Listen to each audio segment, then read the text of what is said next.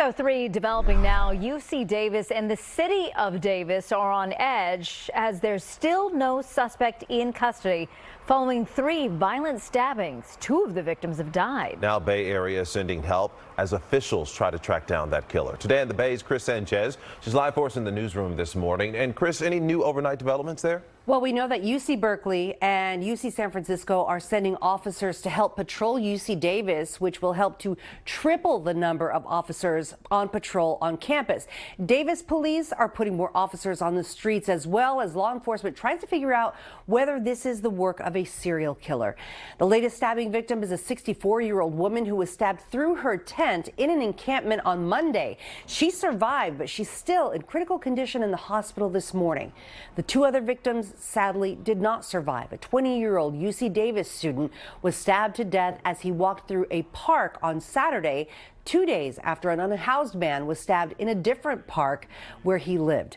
Now, the Davis City Council tabled all other business for their council meeting in order to give the police chief the floor to update the community.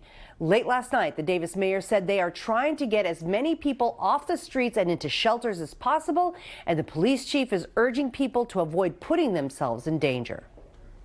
This is unprecedented in our community.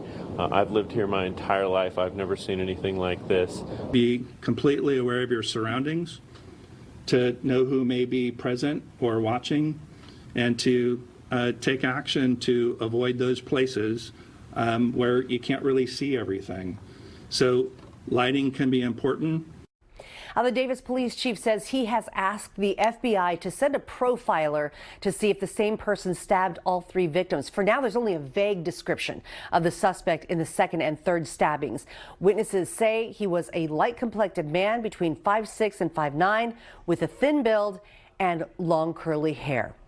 In response, UC Davis is shifting to remote instruction for all courses that end after 6 in the evening. Some nearby businesses are closing up early, including a gym and a pizzeria that won't deliver after 8 o'clock at night.